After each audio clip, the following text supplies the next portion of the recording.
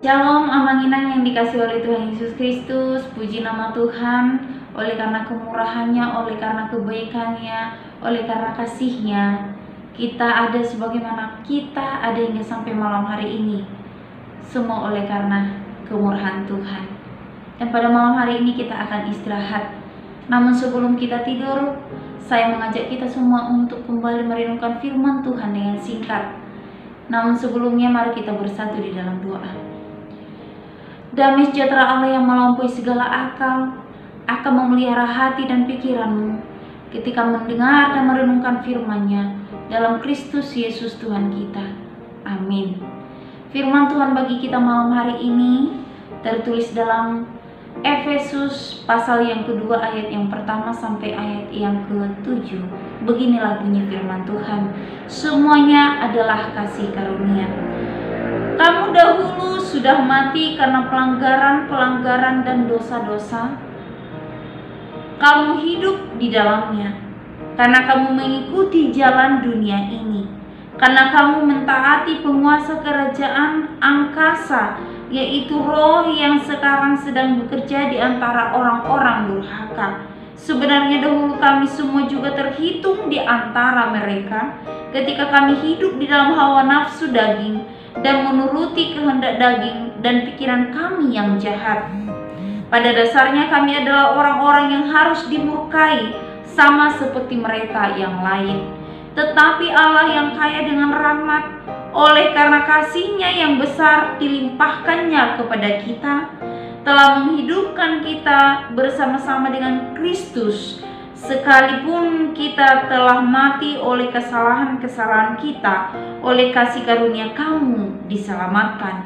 Dan di dalam Kristus Yesus Ia telah membangkitkan kita juga dan memberikan tempat bersama-sama dengan Dia di sorga, supaya pada masa yang akan datang Ia menunjukkan kepada kita kekayaan kasih karunia-Nya yang melimpah-limpah sesuai dengan kebaikan-Nya terhadap kita dalam Kristus Yesus. Semua oleh karena anugerah Tuhan.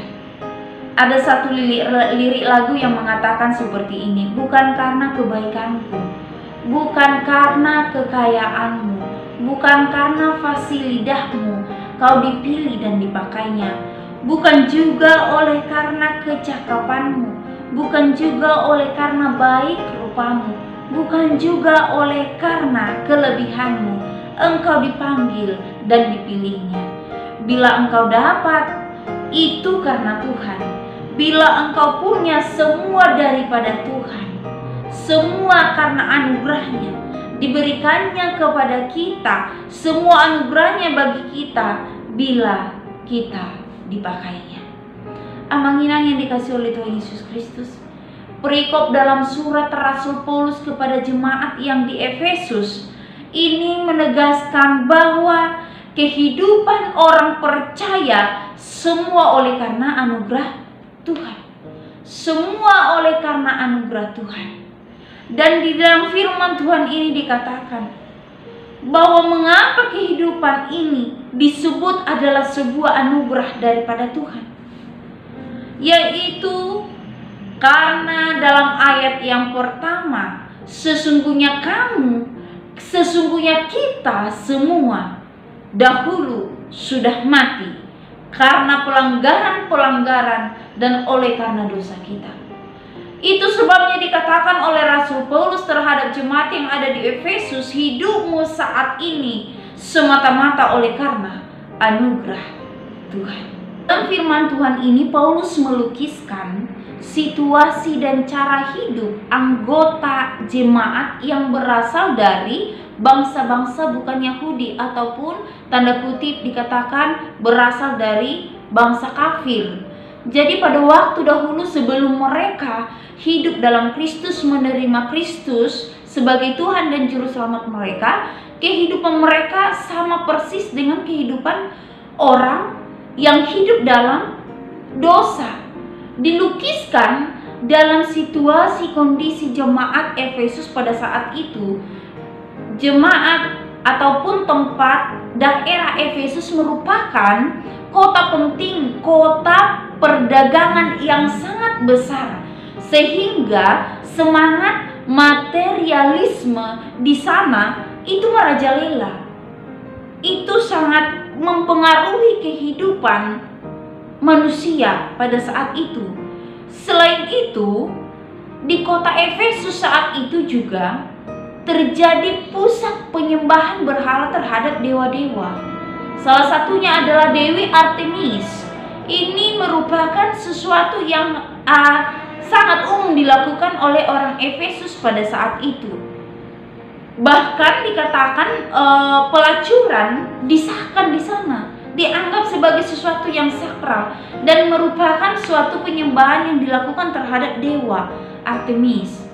Jadi rupa-rupa kejahatan di sana dilukiskan oleh Paulus merupakan kejahatan yang sangat mempengaruhi kehidupan beragama.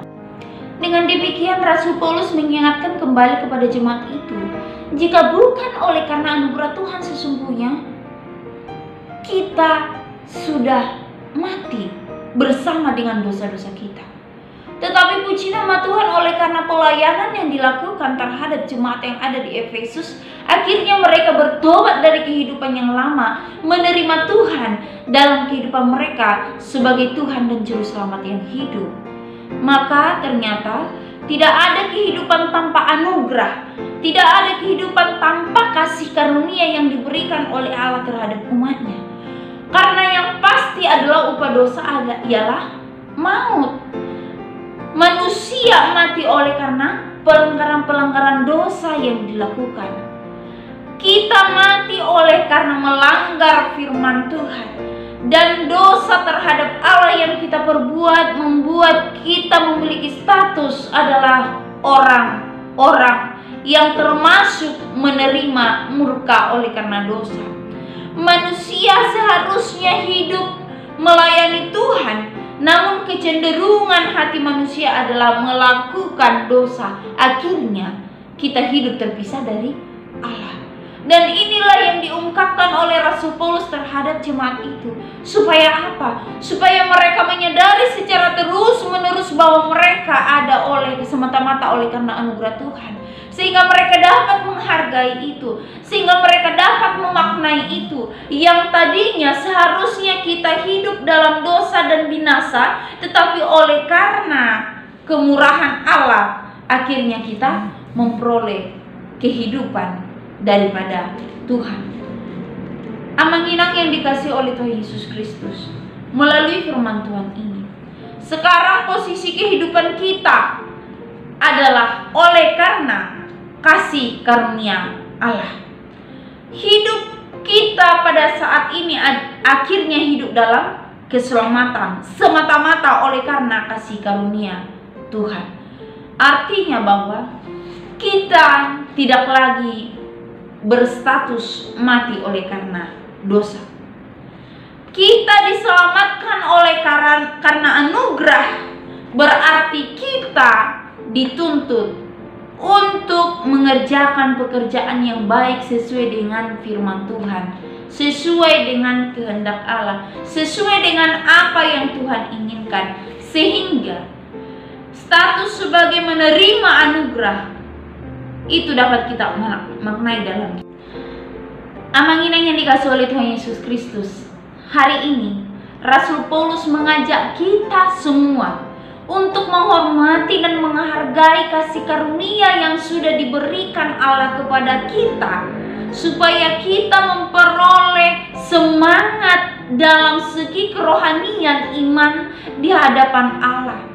Kita harus memaknai betapa besar kasih Allah, pengorbanan Allah yang telah memberikan kasih karunia-Nya bagi kita yang begitu mulia dan sempurna. Oleh karena itu selalulah melakukan hal-hal yang berkenan bagi Allah. Turutilah perintah Allah, firman Allah. Ingat bahwa dahulu kita tidak berarti, tetapi oleh karena kasih karunia Allah akhirnya kita menjadi berarti di hadapan Allah dan bagi dunia. Dulu kita merupakan sampah dunia ini oleh karena dosa, pelanggaran, dan hal-hal yang tidak baik yang kita perbuat di hadapan Allah. Tetapi kini oleh karena kasih karunia Allah, kita menjadi mutiara yang berharga bagi Allah. Oleh karena itu, tetaplah perjuangkan hal yang baik. Tetaplah lakukan hal yang baik. Tetaplah kerjakan segala sesuatu yang baik, yang berkenan bagi Allah, yang sesuai dengan firman Allah. Karena untuk itulah kita memperoleh kasih karunia daripada Tuhan. Amin. Biarlah firman Tuhan ini menjadi berkat bagi kita semua. Selamat menikmati kasih karunia malam hari ini. Tuhan Yesus memberkati. Mari kita bersatu dalam doa. Bapa dalam kerajaan surga, terima kasih untuk firman Tuhan yang kembali mengingatkan kami bahwa hidup kami ada semata-mata oleh karena kasih karunia Tuhan. Ajar kami untuk selalu memaknai kasih karunia-Mu bagi dalam hidup kami, sehingga kami terus-menerus hidup takut akan Tuhan, mengerjakan hal yang baik yang sesuai dengan firman Tuhan, sehingga kami ada untuk kemuliaan bagi nama Tuhan. Berkati kami sepanjang malam hari ini ya Tuhan. Kami menantikan kuasa Allah bekerja, sehingga kami memperoleh damai dan sukacita. Ketenangan menjadi milik kami sepanjang malam hari ini. Dan biarlah esok hari kami kembali bangun dengan kesegaran, kesehatan, kekuatan yang baru daripada Tuhan, dan menikmati anugerah yang baru daripada Tuhan. Inilah doa kami Tuhan, serta dan berkatilah kehidupan kami. Dalam Kristus Yesus kami sudah berdoa. Amin.